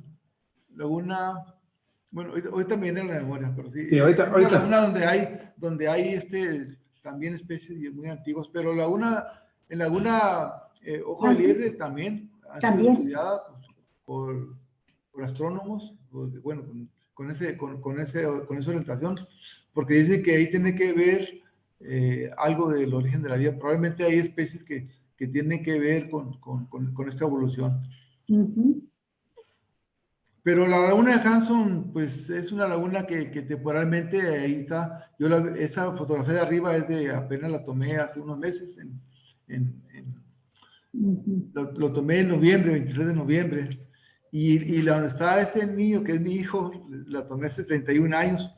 Y el lado derecho se ve la misma zona, pero seca. Entonces es una laguna que temporalmente tiene agua, algunas veces por algunos años, pero las sequías han afectado enormemente a esta región y ahorita está seca completamente.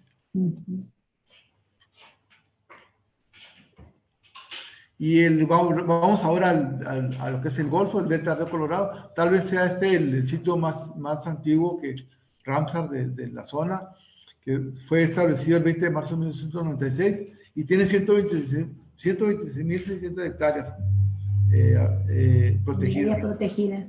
Y en la parte marina, extremo del norte, está la isla Montague y la isla Pelícano.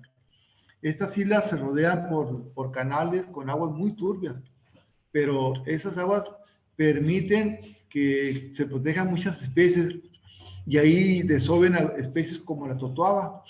Es la zona más importante para totoaba, donde puedes encontrar pequeños peces hasta más o menos 10 centímetros protegidos ahí, y luego emigran a la parte más clara y sur de las aguas.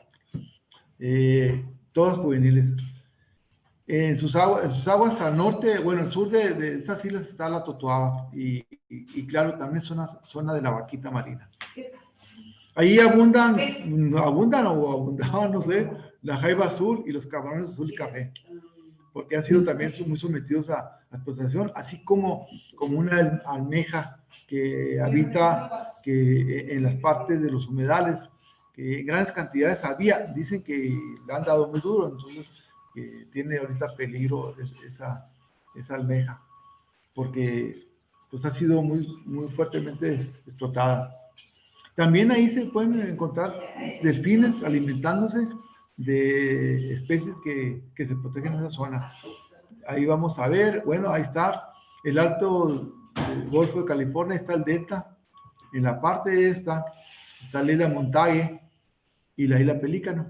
Y esto, desde esta parte que está protegida, esta parte hacia el norte son zonas muy turbias que no se ve más allá de 1 centímetro. Entonces, es propio para que muchas especies se protejan por eso mismo, porque son zonas que prácticamente no se ve nada. Y aquí se ve, en esta fotografía se ve esta parte, está bien, en esta fotografía se ve en la isla desde aquí, esta isla Montague, desde aquí se tomó foto, está viendo hacia el sur, esta sería. Y aquí está el canal que da por Sonora y el canal da Baja California. Baja California, esta parte, Sonora, esta parte. Y aquí se encuentra en la parte de Sonora, está pegada la isla Pelícano. Tiene en la parte de los humedales, donde en la parte hacia Sonora, tiene humedales, una zona que se llama, esta parte, humedales Santa Clara. Aquí está. Es una zona que puedes encontrar agua dulce y hay lugares para pastar ganado. ¿Esas fotos también son tuyas, también, sí. ¿Y esa foto, la primera, bueno, las aéreas, cómo las tomaste? Esta yo no la tomé, estas no las tomé. Las de abajo sí. Estas son las bajé de internet. Nada más estas, las de abajo las tomé. Sí. Aquí está. Sí, porque pensé que ya estabas usando dron o algo así.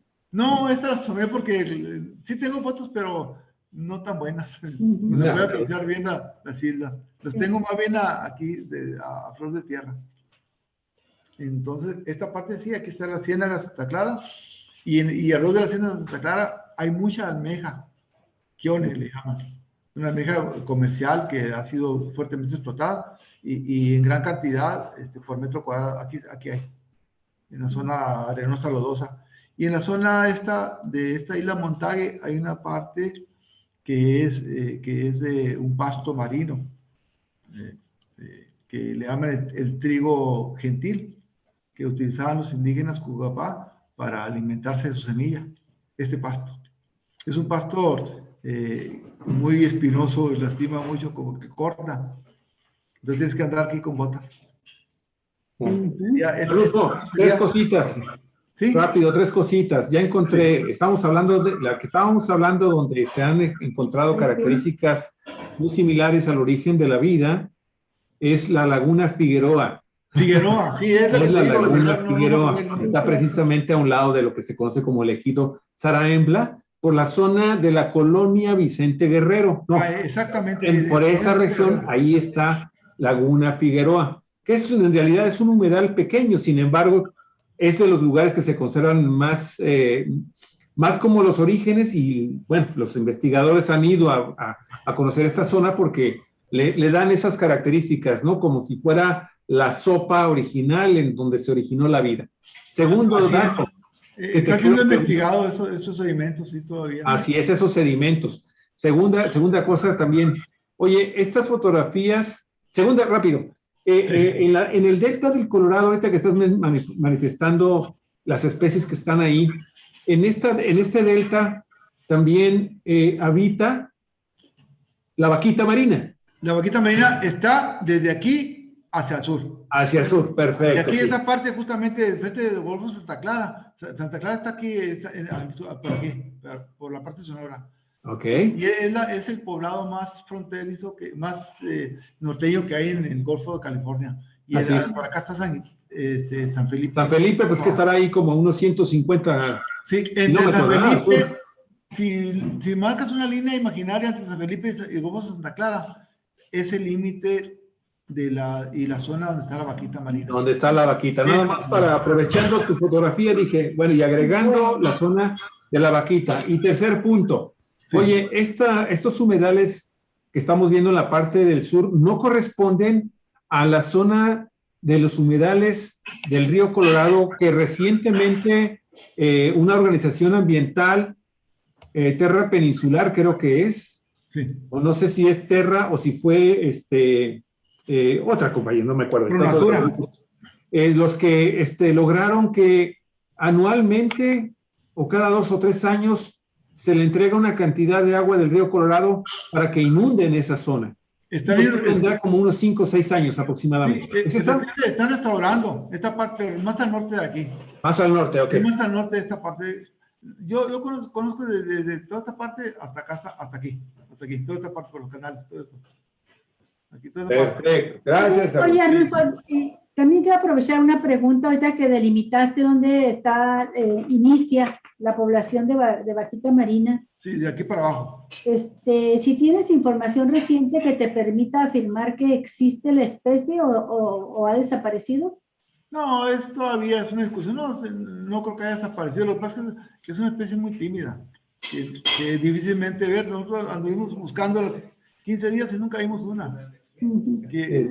Porque hay pescadores que ya ves que a ellos les ha afectado todo esto, esos planes de protección de la vaquita marina les afecta a ellos, y hay pescadores que dicen que nunca han visto una vaquita marina en realidad. Sí, efectivamente, yo entrevisté a algunos de Gómez Santa Clara y de San Felipe y dicen nunca ni la conocemos, pero pues otros por supuesto lo niegan para evitar preguntas. Oye, Arnulfo, y nada más una última pregunta sobre este humedal en particular, sobre esta zona de la que estamos hablando, del Alto Golfo de California. Sí. Oye, esta zona que nos estás mostrando, esa fotografía aérea, sí.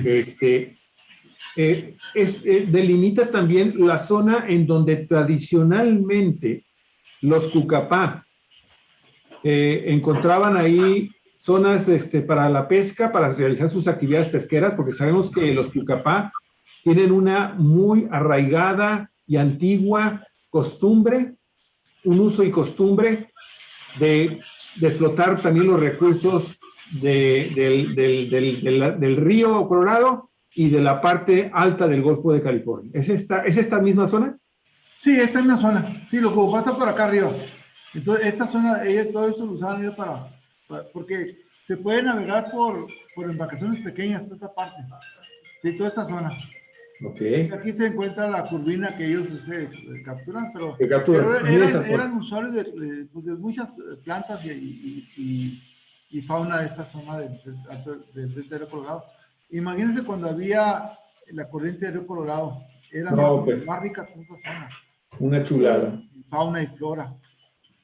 Y muchas de ellas pues, es fauna y flora útil culturalmente para esas comunidades. Qué bueno. Gracias, Arnulfo. Vamos a ver la siguiente.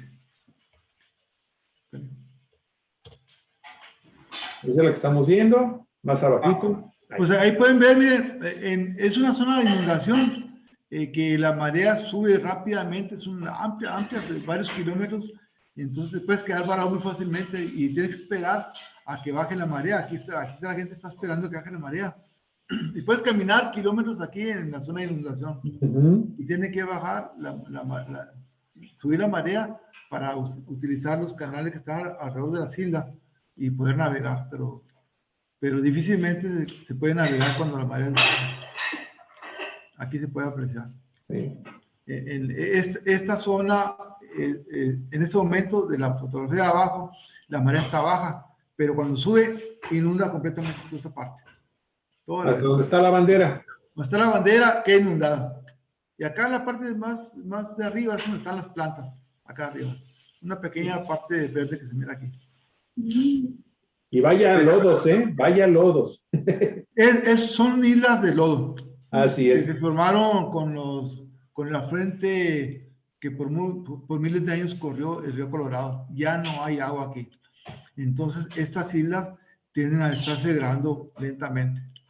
Porque Perfecto. como ya no hay aporte importante de sedimentos del río Colorado, entonces estas islas no se están nutriendo, no están creciendo. Al contrario, están bajando.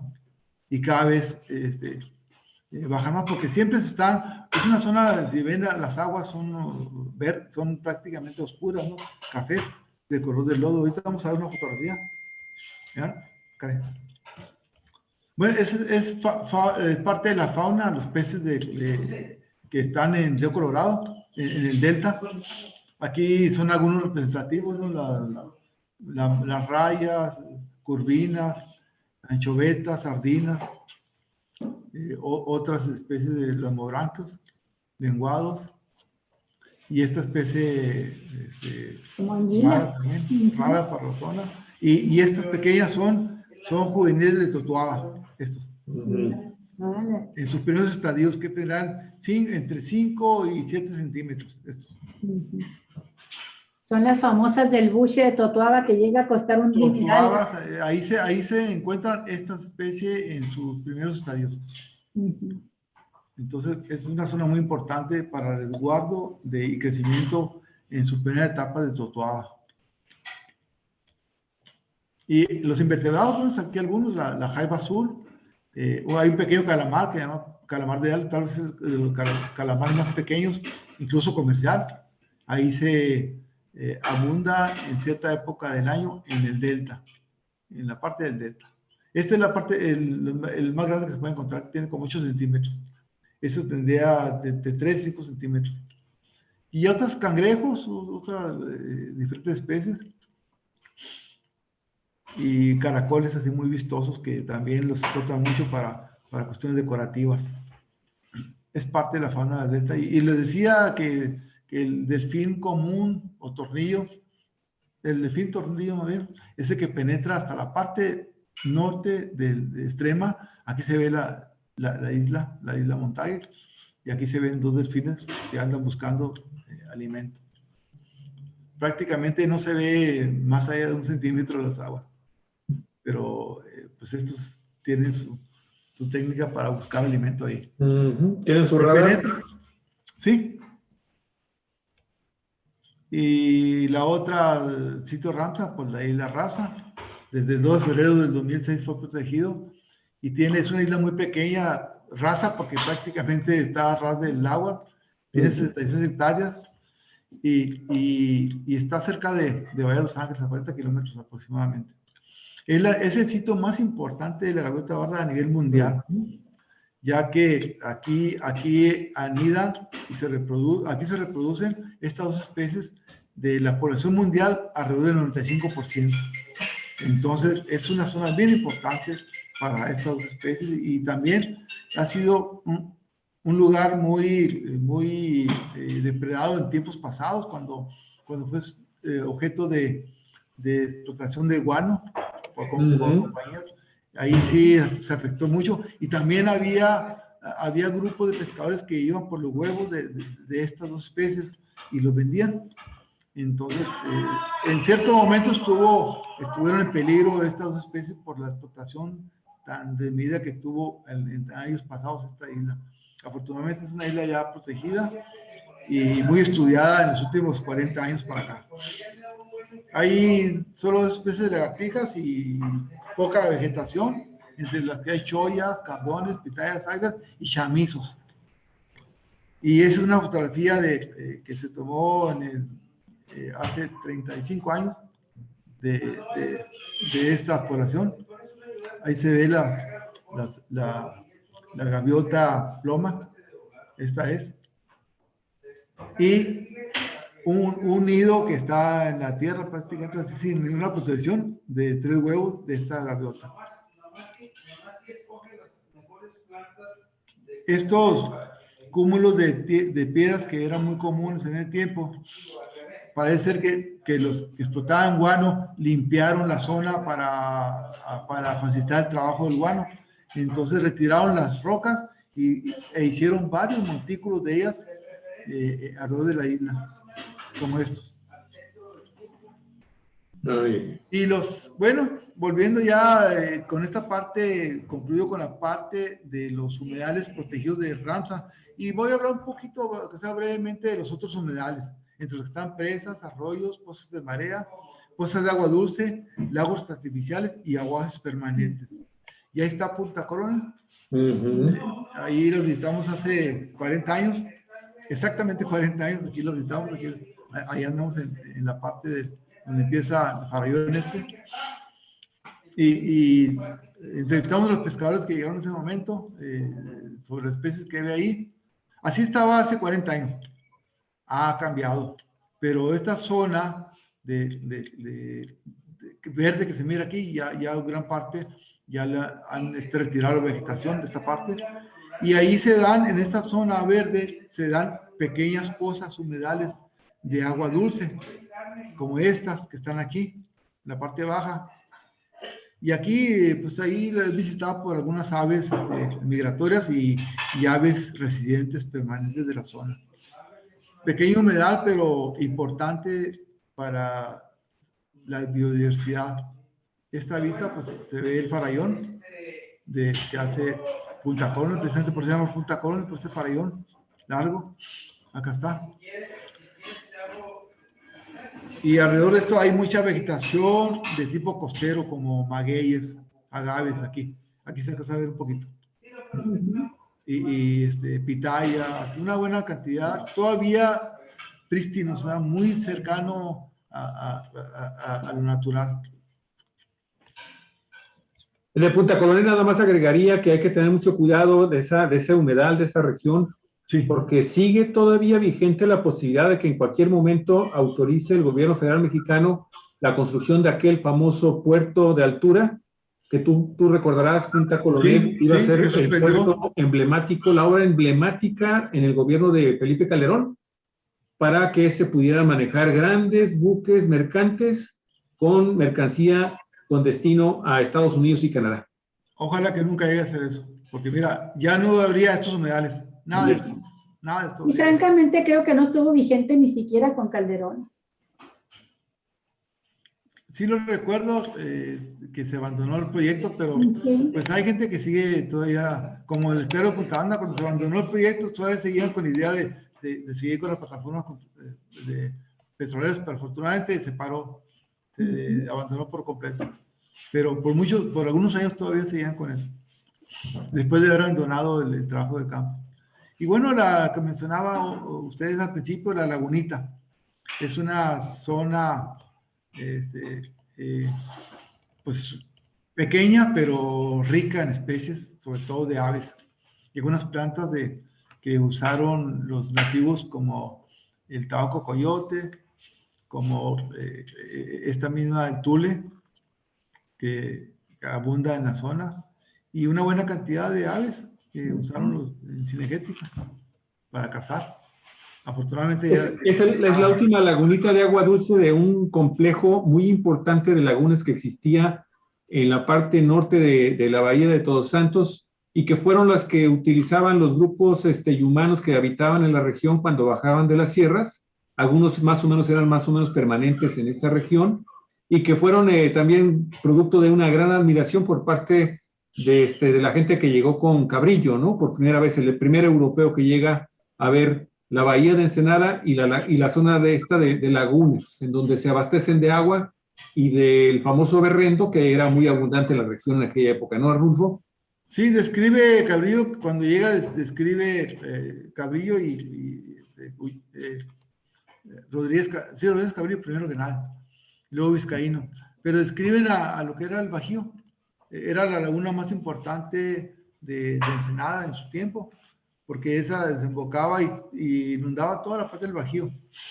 En el 45 aproximadamente se dio el agua para evitar esa inundación y empezar a poblar esa zona desde el Bajío, pero se canalizó y desde más o menos de la calle Cuarta hasta la calle Segunda se canalizó, y pues ahora desemboca a un lado del Riviera. pero esta se alimentaba en su boca principal, se alimentaba por más o menos donde está ahorita la Castillo y Segunda. Fíjate, no. Ahí está la entrada, ahí se ve la parte más subida. Ahí alimentaba al Bajío y sí, había un humedal importante para muchas especies, había plantas grandes, lo que le llamaban ceiba, que era, pues, era el aliso, seguramente el aliso se referían, y también había mucho sauce y carrizo. Pero sí era una zona importante, más grande que la Lagunita. Más grande, Y perfecto. seguramente más diversa en especies. Vamos a ver. Y ahí está lo que le mencionaba al principio, el arroyo Ensenada, que desemboca en la parte del bulevar costero. Y en estos días se pueden encontrar estas aves que aquí muestro. Patos, estos patos muy bonitos, migratorios. La garza blanca. Y este es un cardenalito le llaman cardenalito, bueno, por los colores que tiene este carnal es muy llamativo. Sí. Un rojo, un anaranjado rojo muy intenso con negro en la parte de arriba. Y estos los... La famosa branta. ¿Mande? ¿La famosa branta? No, esta no es branta. No, estas son otras especies que abundan en esa parte. Oye, este pato tan lindo, ¿es el que es canadiense o es otra subespecie? Es otro. No, esa migra, viene del norte, sí, se encuentra en invierno en esta zona. Pero no se sabe si es el canadiense. Estos días lo puedes ver en esta parte del arroyo. Ok, sí, lo hemos visto. Precioso. Sí, Muy hubo bonito. una temporada, bueno, varios años continuos que se quedaron aquí hasta entrado el verano. Se quedaron aquí en el arroyo, no sé si te tocó verlo, Arnulfo, pero eran una familia completa de patos que pues ahí se quedaron a vivir. Ya no sé qué pasó con ellos porque la última vez que fuimos ya no los encontramos, pero por lo menos 3 años continuos los estuvimos viendo. En el arroyo de Doña Petra, en el cañón, ya la parte media del cañón, ahí veíamos a los patos. Ahí lo puedes encontrar todavía, en este qué padre. Sí, todavía hay por ahí. Pero hay más abundancia en esta parte de la humedad. Que es casi la desembocadura del arroyo, ¿verdad? Ensenada. Sí, en las embocaduras, sí, exactamente. Ahí se ve, mira, en esta fotografía, se ve el puente de la calle Primera. Ya para entrar al mar. Y está tomada desde la puente del Boulevard. Ahí se ve la humedad. Sí, es una humedad, pues tiene su parte buena, esas aguas negras, ¿no? Porque llegan aquí más limpias y aprovechan estas especies para andarse alimentando ahí. Estas se están alimentando de lisas. En ese momento había capturado una lisa pequeña. Así es. Sí, y este cardenalito también anda por ahí. Cardenalito papamoscas. El papamoscas, ¿verdad? Sí. O papamoscas cardenalito. Este es muy llamativo y ese alimenta a los insectos que frecuentan a estas plantas. Y pues están los lagos artificiales, como este caso de San Cosme, acá por el Zorrillo, cerca del Zorrillo. Este lago artificial atrae a una buena cantidad de ibis cara blanca, muy bonitos, por cierto. Oh, sí, qué bonitos. Sí, aquí está el lago artificial. Bueno, también son humedades interesantes. Que habría que... Bueno, este Zorrillo, para la gente que no conoce esta zona, está ubicado como que será unos 15, 20 kilómetros al sur de la ciudad de Ensenada, ¿verdad? Sí. Rumbo hacia Santo Tomás, ¿verdad? El Cañón Buenavista te lleva por allá. El Cañón Buenavista. Sí. Está ahí el rumbo al Cañón de Buenavista, o también le llaman Zorrillo. Está humedad. Ese ya lo recorrimos también. Sí, el mismo camino te lleva a Zorrillo y a ese humedal, a ese laguito artificial. Muy bonito humedad. Claro. Y pues ahí está, lo cuida la gente, lo cuida, y además estas especies agradecen el lugar, ¿verdad? El cuidado que les dan, porque también ahí encuentran algo de alimento. Y creo, bueno, aquí en esta fotografía, termino con esta fotografía, se tomó en el 80, aquí andamos haciendo una prospección del... Híjole, Rulfo.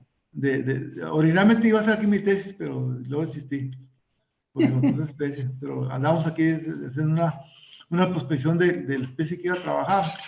Y esto que se ve interesante son cercados de rocas que yo no le encuentro otra función más que estrangular a las mareas y rellenar y ganarle con el tiempo terreno al mar, que así ha sido.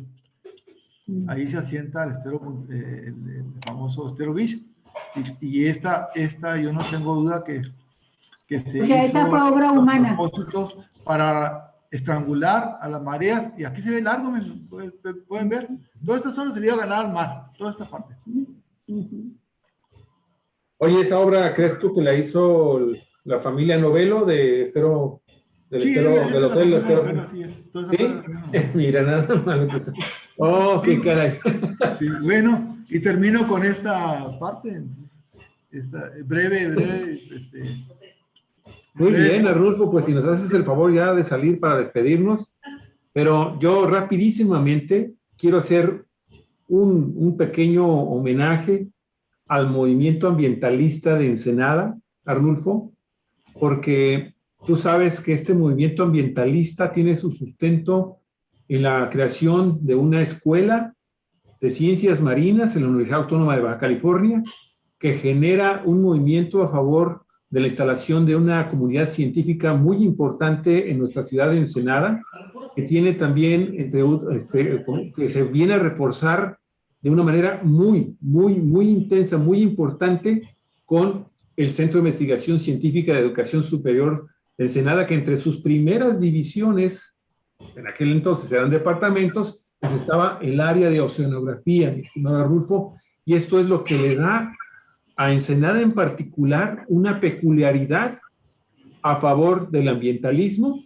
Y cuando estabas hablando al inicio de esta charla del tema de esta compañía petrolera, que en realidad era una compañía francesa que se dedicaba a construir las grandes plataformas petroleras que se iban a instalar frente a las costas de la ciudad de Los Ángeles, frente al puerto de San Pedro y Long Beach, donde se habían hecho descubrimientos importantes de nuevos yacimientos petroleros, creo que eran como a unos 15, 20 kilómetros enfrente de estos puertos, en la zona del Pacífico, ¿sí? Pues se les hizo muy fácil en el año de 1983, con el recién nombrado presidente de la República, Miguel de la Madrid Hurtado, ¿sí? Obtener de ese gobierno entreguista el inicio del neoliberalismo en México, ¿sí?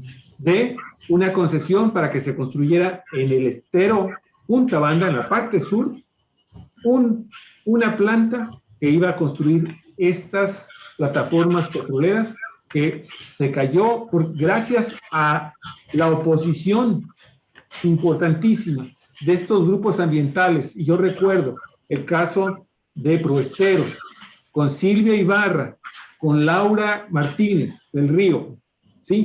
Y otro grupo que tenían binacional en San Diego, también de Proesteros, ¿sí? Lograron retrasar lo suficiente la construcción de esa planta, que finalmente se les cayó en el 86, porque se cayó la producción petrolera, se cayó el precio del petróleo, y ante la oposición también de estos grupos ambientalistas, la empresa francesa Boss Pacific dijo: ahí muere, ya me voy.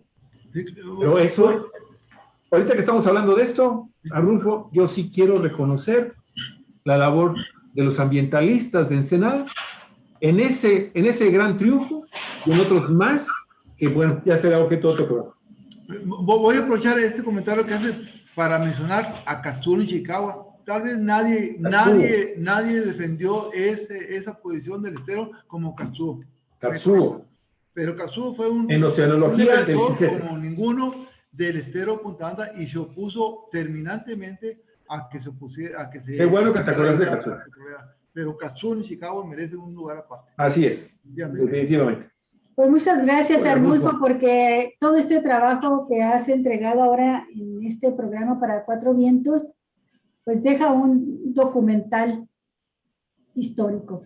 Es un documental muy, muy interesante y estoy convencida de que tus trabajos son de este tipo de publicaciones que con el paso del tiempo van adquiriendo más y más y más valor. Muchísimas gracias, Arnulfo. A ustedes por la invitación. Ajá, muchísimas gracias, Arnulfo, muy amable, y nos esperemos dentro de 15 días, ¿sí? Independientemente de que nos quieras mandar por ahí alguna croniquita que tú vayas a publicar, con muchísimo gusto, ya de inmediato la tomamos, ya tenemos tu autorización para hacerlo, la editamos para subirlo en cuatrovientos.net. Gracias, Jorge Martínez, muchísimas gracias, Betty Alicia Watanabe, un abrazo, Betty. También queremos agradecerle mucho a Silvia Monroy, que estuvo también en el programa constantemente aquí, mandándonos algunos mensajes, te mandan a saludar, ¿sí? Y Elena de la Sota. Muchísimas gracias, amigos y amigas, si les gustó el programa, por favor, compártanlo, y nos estamos viendo y escuchando el día de mañana. Un abrazo a todos nuestros seguidores de Cuatro Vientos, que tengan muy bonita semana. Empezamos el lunes y lo empezamos con mucha fuerza. Entonces aquí nos estamos viendo también mañana muy temprano. Tenemos programa a las 8 de la mañana con Lucila Hernández para hablar de la situación de San Quintín. Así es. Entonces, allí hay que seguir. Gracias, Arnulfo. Un abrazo a ti y a tu familia. Cuídense mucho. Hasta luego. Hasta luego, amigos.